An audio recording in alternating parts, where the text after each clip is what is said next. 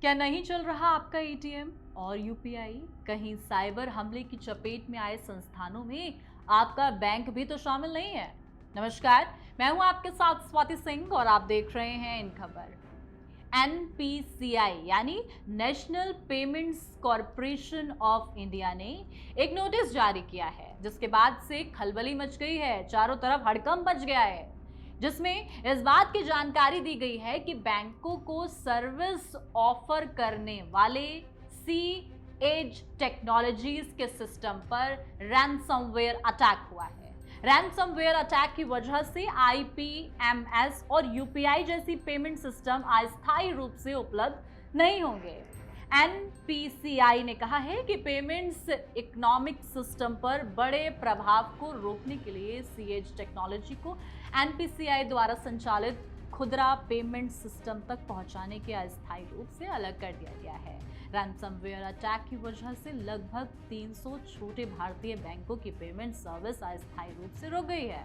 Banking क्षेत्र के अधिकारियों के मुताबिक इस रैनसमवेयर हमले पर और इसका असर सहकारी बैंकों और क्षेत्रीय ग्रामीण बैंकों पर पड़ा है, जो एसबीआई और टीसीएस संयुक्त उद्यम सीएज टेक्नोलॉजीज पर निर्भर है। अन्य बैंक की अगर सेवाएं की बात की जाए तो सेवाएं सामान्य रूप से जारी हैं। सीएज टेक्नोलॉजी देश भर के छोटे बैंकों को बैंकिंग टेक्नोलॉजी सिस्टम उपलब्ध कराती है।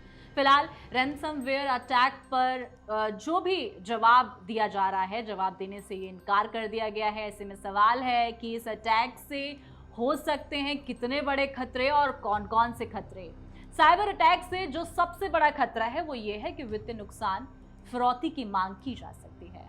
अगर कंपनी के पास भुगतान करने के लिए पैसा नहीं है तो वह सारा डेटा खो सकते हैं, यानी कि डेटा हानि एक बड़ा खतरा है। रैनसमवेयर अटैक से जरूरी फाइलें साफ तौर पर इनक्रप्ट हो सकती हैं और उन्हें बेकार अगर देखा जाए तो किया जा सकता है। इससे ग्राहकों का डेटा या गोपनीय जानकारी का नुकसान भी हो सकता है। रैनसमवेयर अटैक से कंपनी की प्रतिष्ठा को नुकसान पहुंचाया जा सकता है। अगर ग्राहकों को पता चलता है कि उनकी व्यक्तिगत जानकारी लीक हुई है तो ऐसे में वे अपना व्यवसाय कहीं और ले जाना चाहेंगे। देश भर के करीब 300 छोटे बैंक और फाइनेंशियल इंस्टीट्यूट्स का बैंकिंग से जुड़ा कामकाज अब ठप हो गया है।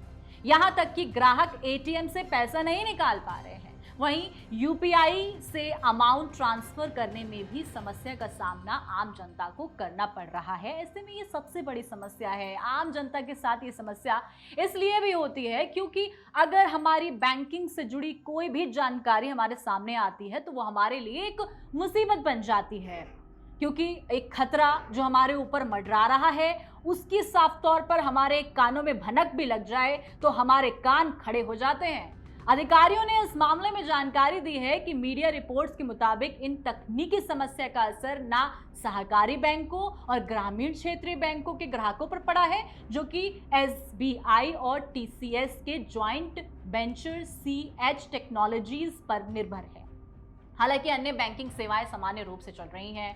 आपको बता दें 29 जुलाई से परेशानी हो रही है। ये जो बड़ा मामला है ये 29 जुलाई से सामने आया है, जहां सॉफ्टवेयर कंपनी के अधिकारी इसे तकनीकी खराबी बता रहे हैं। ऐसे में रैनसमवेयर का अगर ज़्यादा जिस तरीके से जिक्र जिस तरीके से हम देख रहे हैं हो रहा है तो सवाल खड़ा हो रहा है कि रैनसमवेयर क्या है। दरअसल रैनसमवेयर एक तरह का मालवेयर होता है जो आपके कंप्यूटर में घुसकर एक्सेस हासिल करता है, जो आपके सभी फाइल को इनक्रप्ट कर देता है, साथ ही डेटा और एक्सेस वापस देने के एवज में फिरौती की मांग करता है। ऐसा हुआ भी है। आपको बता दूं उदाहरण के साथ कि मई 2017 में दुनिया भर में दर्जनों देशों में वानाक्राई रैनसमवेयर का हमला हुआ था।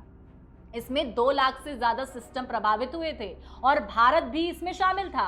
यहां तक कि हैकर्स ने कंप्यूटर सिस्टम लॉक कर दिया था और 300 से $600 जमा करने की बात कही थी। इसी हमले में अगर मैं बात करूं तो अमेरिकी हेल्थ केयर सिस्टम सबसे ज़्यादा प्रभावित हुआ था। इसके बाद साल आपको बता दें 2018 में 22 मार्च को हरियाणा बिजली वितरण निगम के पंचकुला स्थित हेड ऑफिस में कंप्यूटर में एक मैसेज आया।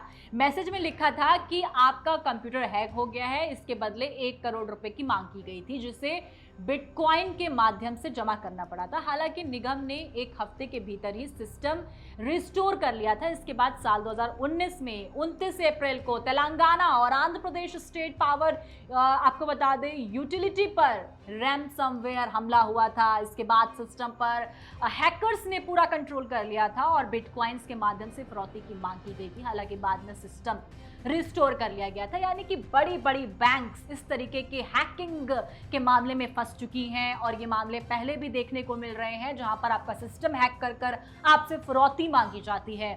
ऐसे में इससे जुड़ी तमाम जानकारी के लिए हमारे साथ बने रहें और देखते रहें खबर। धन्यवाद।